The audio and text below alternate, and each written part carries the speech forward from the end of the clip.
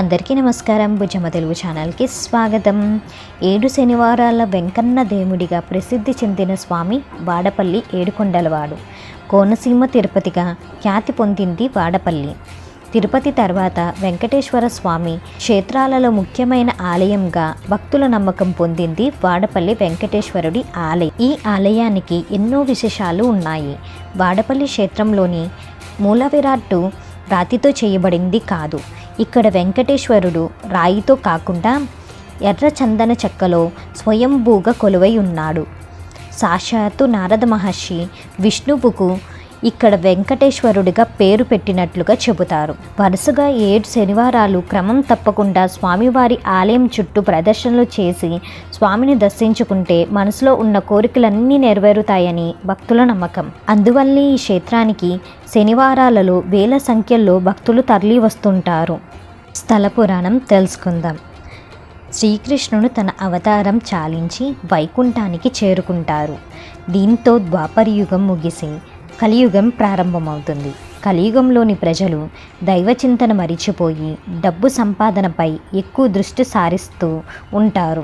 దీంతో భూమండలంపై పాపాలు పెరిగిపోతూ ఉంటాయి. ఈ విషయమే మునులు తీవ్రంగా భయపడతారు. నారదుడి ఆధ్వర్యంలో వైకుంఠానికి వెళ్ళి ఈ భూమండలంపై జరుగుతున్న విషయాలను విష్ణువుకి తెలియజేసి ప్రజలను చెడ్డ మార్గం వైపు వెళ్లకుండా రక్షించాల్సిందిగా వేడుకుంటారు. దీంతో వారికి విష్ణువు అభయమిస్తాడు.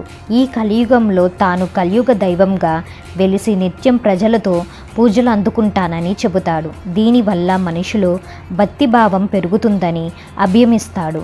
వాడపల్లిలో స్వయంభూగా వ్యవస్థానాన్ని వారికి వివరిస్తాడు. దీంతో మునులు సంతోషించి అక్కడి నుంచి వెనుతిరుగుతారు. కొన్ని రోజుల తర్వాత వాడపల్లి వద్ద ఉన్న గౌతమి నదిలో ఓ చందనం పెట్టె తీరం వైపు వస్తున్నట్లు కనిపిస్తుంది. అయితే దానిని గుర్తించి తీసుకురావటానికి వెళ్తే నదిలో ఆ పెట్టి కనిపించదు. చివరికి వాడపల్లి గ్రామంలో ఓ వృద్ధ బ్రాహ్మణుడి కలలో ఆ పెట్టెలో మహావిష్ణువు లక్ష్మీ సమేతుడై ఉన్నాడని, శుచిగా వెళితే కనిపిస్తాడని వినిపిస్తుంది. దీంతో ఆ తీరంలో ఉన్న ప్రజలు మంగళ స్నానాలు చేసి నదిలోకి వెళితే ఓ పక్షి నీడలో ఉన్న పెట్టి కనిపిస్తుంది. భక్తి శ్రద్ధలతో ఆ పెట్టి ఒడ్డుకు చేరుస్తారు.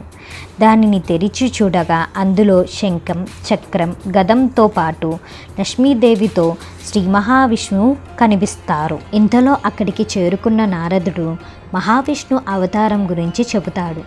అంతేకాకుండా ఆ మూర్తికి వెం అంటే పాపాలను, కట్ అంటే పోగొట్టేవాడని నామకరణం చేసి గోదావరి నదీ తీరంలో విగ్రహాన్ని ప్రతిష్ఠింపజేస్తాడు. అలా ఇక్కడ కొలువైన స్వామికి వెంకటేశ్వరుగా పేరు వచ్చింది. స్థానికులు ఆలయాన్ని చిన్నగా నిర్మించారు.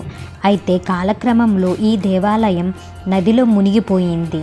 ఇదిలా ఉండగా ఈ ప్రాంతంలో పెనుబోతుల గజేంద్రుడు అనే క్షత్రియుడు ఉండేవాడు. అతడు చాలా ఓడలకు అధిపతి. ఒకసారి తుఫాన్ సంభవించి అతని ఓడలన్నీ సముద్రంలో ఎక్కడికో కొట్టుకుపోయాయి. దీంతో తన ఓడలు సురక్షితంగా ఒడ్డుకు తీసుకువస్తే నదిలో మునిగిపోయిన దేవాలయంలోని విగ్రహాలని తిరిగి ఒడ్డుకు చేర్చి దేవాలయాన్ని నిర్మిస్తానని మొక్కుంటాడు. తుఫాను వెలిశాక ఓడలు భద్రంగా ఒడ్డుకు చేరాయి.